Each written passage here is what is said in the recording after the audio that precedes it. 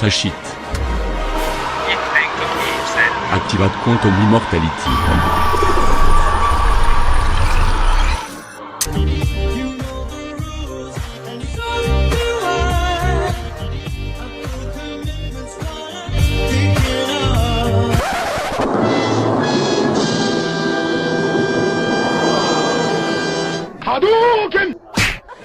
What's going on, guys? It's K-Dub here with another episode of Crypto Zombie. Welcome back to the channel. Hope you're having a great weekend so far. My goodness, what a crazy and wild week we had. We had some of the biggest price swings we have ever seen in Bitcoin and cryptocurrencies. We had Bitcoin down at $3,800. Then we saw altcoins springing back 50%. I saw some altcoins up 150%. Absolute madness. Now today we are having a bit of a cool off. You could see a lot of them have taken a little bit of a retracement. We do have Bitcoin once again. Now look at that number sitting right around that critical level. Now we spoke about this in my last video, which actually was 2 days ago, but if you had an opportunity to check it out, pretty much for the most part, with the exception of this kind of fake out that we had up to around 7,000, we are exactly where I expected us to be. Now I want to go into once again why this level is so critical, whether or not it will act as support or, you know, what's going to happen moving forward. I do want to talk about that, but actually beyond that, forget what I have to say. I want to talk about what's going on right now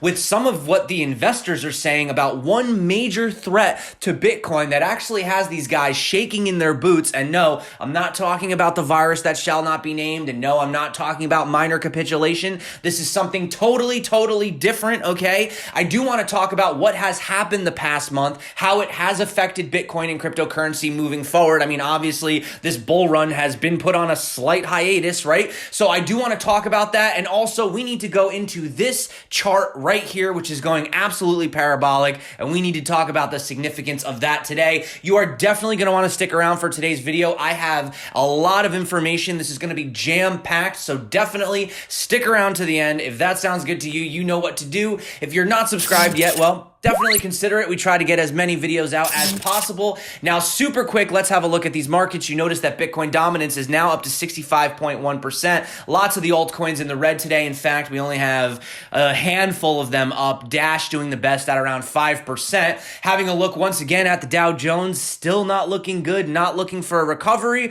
Bitcoin, however, has had a beautiful bounce back. In fact, at the time of making this video, from the absolute wick to the bottom, Bitcoin is up 60%. Now, I don't know if anybody was able to scoop up those prices that low. If you did happen to get an order in, my goodness, congratulations on that trade. But guys, we need to talk about what is going on right now, because aside from these charts, which we're going to get into in just a second, I know right here in New York, they're basically stopping all non-essential businesses, right? You have a lot of people that are afraid of losing their jobs, part-timers that don't know if they're going to get paid. So the question is, what are they going to do? Are they going to just cash out even more so that they have some kind of a cash position, right? I do want to talk about that later in the video, but you can see right here, we are literally stuck at this level that I spoke about. And the reason for that being is that it has been a very critical level for Bitcoin support during the entire 2018 bear market. Look, you can see we had this wick right down here in February. We kind of tried to touch it right here in April. We basically stayed down in this area during the entire end,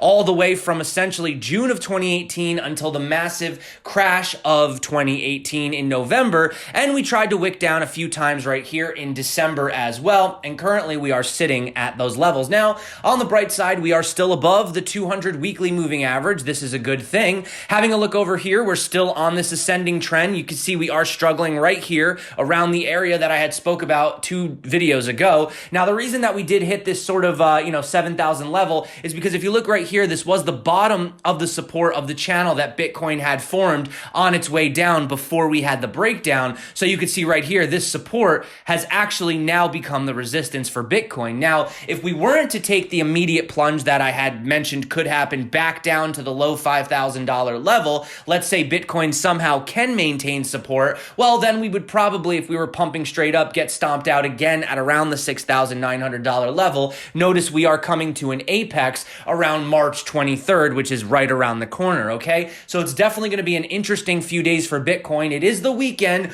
Keep in mind, on the weekends, you know what happens on the CME futures. Now, I'm not going to go into whether or not gaps work or if they don't work. It's a very hot topic in the community. However, as of today, we have closed all of the gaps. Now, if you want to look on the bright side, we do have a gap up at around $9,060. Now, does that mean Monday morning we're going to pump to fill that gap?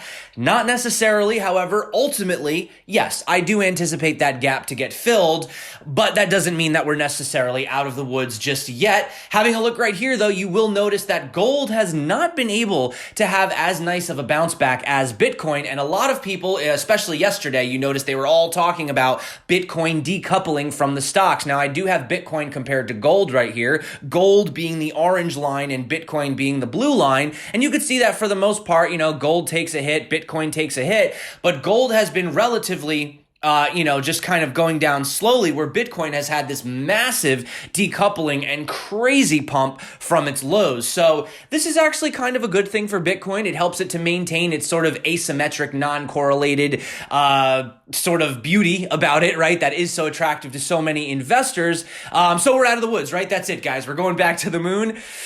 Not just yet. We do know that we still have the virus which shall not be named and a lot potentially going on. Now you're hearing rumors about the National Guard potentially being called in and like full on lockdown. I don't know. We'll see in the next 24, 48 hours whether or not that is confirmed. However, I do want to talk about the DXY, which you can look it up if you have TradingView, which is the US dollar currency index. Now, just to kind of break it down, the DXY is an index that measures the value of the US dollar relative to other major currencies. So when investors sell stock and head for cash, demand for dollars pushes DXY up. Since the dollar is the global reserve, many investors in Europe and Asia are also holding dollars, okay? And we've actually seen Raoul Pal say that right now he's essentially sitting in just Bitcoin and dollars. He also says, I cannot express how bullish I am on Bitcoin. We are at a risk of losing the entire system right now. I know they will find a way to save it, but all trust is lost.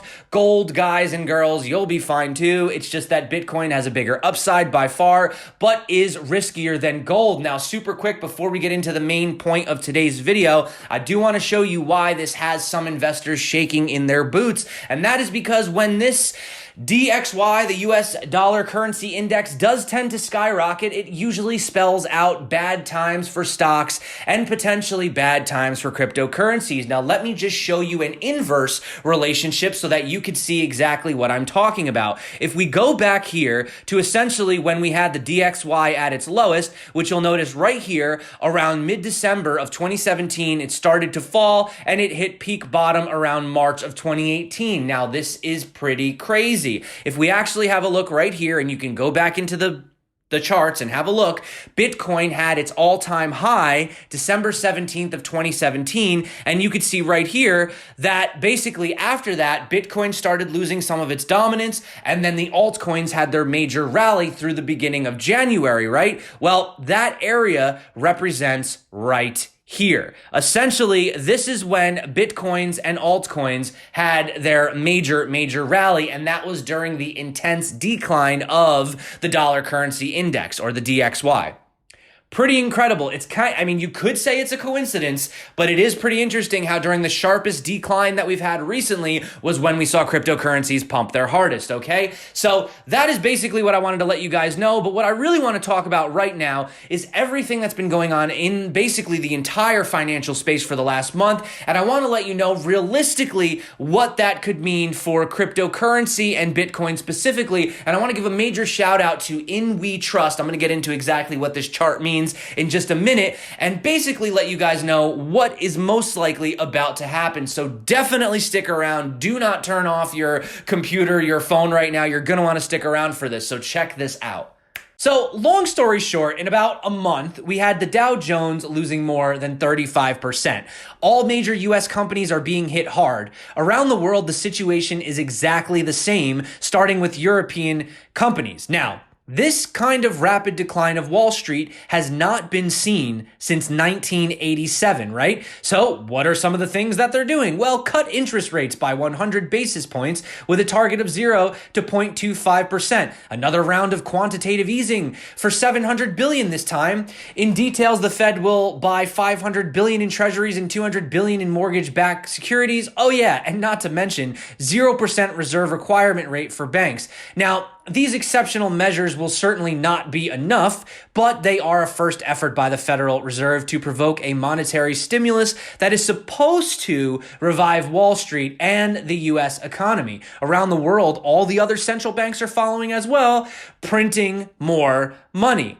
So, the liquidity crisis that we are witnessing sees a majority of people exchanging their assets against the US dollar. As financial markets collapse, gold falls, and oil prices get hit even harder. In fact, they're at their lowest levels in over 15 years. The US dollar strengthens against all of these markets. In order to prevent Wall Street from continuing to sink and to stabilize stock prices, the Federal Reserve opted for a weakening of the US dollar. So this weakening of the US dollar requires a massive injection of liquidity, which in tantamount to printing more money, in fact, the amount of US dollars in circulation will increase further. So to help you better quantify this increase, let me just show you the following chart right here. This chart represents the evolution of the Federal Reserve's M2 money stock since 1985. Now, if you don't know what M2 money stocks measures, it is the money supply that includes financial assets held mainly by households, such as savings, deposits, time deposits, and balances in retail money market mutual funds. So, as an individual, what you own in US dollars is devalued accordingly. The people at the head of the Federal Reserve know very well what they are doing when they do this. Their goal is to allow a transition from the current deflationary environment where the US dollar is rising in value to an inflationary environment where the US dollar is devalued. Now stick with me, I promise this is going to tie into Bitcoin. Such a devaluation of the US dollar may allow assets such as those traded on Wall Street to be artificially inflated. Bitcoin was created to serve as a hedge against currency devaluation. Now, remember our good old buddy Richard Nixon when he ended the convertibility of the US dollar into gold in August of 1971? The current monetary and financial system is also an experiment. Let's not forget, it's been going on for 49 years. But as time passes, the closer we get to the end of this experiment. An alternative to the current monetary and financial system will have to emerge sooner or later. Even Wall Street is beginning to doubt these policies of monetary creation, as shown by the current value of the Dow Jones, which remains around 20,000 points, give or take, despite the time when you're seeing this, even though we're having the Federal Reserve and other central banks pretty much saying that they're jumping in to fix the problem. Now, to save the current system, the Federal Reserve will have to print even more money. Some are saying that it could be even as high as $5 trillion. So if such a decision were to be made in the coming weeks, the US dollar would be devalued like never before. To combat the effects of this massive devaluation, many people will turn to very scarce assets. Among these scarce assets is, of course, it's Bitcoin, guys, which has a maximum supply of 21 million units. So whatever happens, there will never be more than 21 million Bitcoin in circulation. So people who will exchange their fiat currencies for Bitcoin will have a huge guarantee. So basically, to help visualize this huge difference, here is a very telling illustration. As you can see, if you bought Bitcoin in 2010, you had 1 Bitcoin out of 21 million in your possession. In 2020, you still have 1 in 21 million Bitcoin in your possession. In 2030, you will still own 1 in 21 million Bitcoin. On the side of the US dollar, the situation is, well, a little bit different. In 2010, you owned $1 out of 84 trillion. In 2020, the same US dollar is 1 out of 15.62 trillion. And I think you can see from this chart where we're going. With the recent decisions made by the Federal Reserve, the devaluation of the US dollar will inevitably continue over the next decade. To combat the massive devaluation of which you own in US dollars, Bitcoin is potentially your best option right now. Now, nobody knows if Bitcoin will complete its revolution in the future. However, at least you have a guarantee that if Bitcoin does, what you own in Bitcoin will be protected forever. Now, of course, this is just an opinion, but this essential guarantee is well worth taking the risk controlled of buying at least 1 Bitcoin Right now, this is clearly your best chance to opt out of the current monetary and financial system in order to protect yourself from the many currency devaluations that will occur in the years to come. But of course, guys, everything on this channel is not financial advice. You do know how I feel about that. But I do hope that ultimately this helps to put things into perspective and maybe help some of you that are new to understand why a person like myself, despite the crazy dump, pump, and volatility that Bitcoin's been having lately, I still firmly believe in this asset, very much so, and I do in fact hold a generous portion of my net portfolio in Bitcoin. So that being said, I want to say thank you so much for coming back to the channel. I do hope that you enjoyed this video. It was a little bit different than usual, but I really felt it was important, especially for people that are new in the space or just people that kind of need a reminder of what is going on right now. And it's a little bit of a different approach. You know, we kind of avoided talking about the, disease which shall not be named and a lot of the other things that are going on. I do hope that you enjoyed today's video. Thank you so much for sticking out all the way to the end if you made it this far. If you want to hang out with some people that are also interested in cryptocurrencies, I do have a totally free Telegram group. It's up here in the description. You can go down below. It's all over. The links are everywhere on the channel. Definitely check it out. It's totally free. That being said, thank you so much for coming back to the channel. You guys rock. I freaking love you. My name is K-Dub. This is Crypto Zombie. Until next time, stay crypto. And of course, peace out.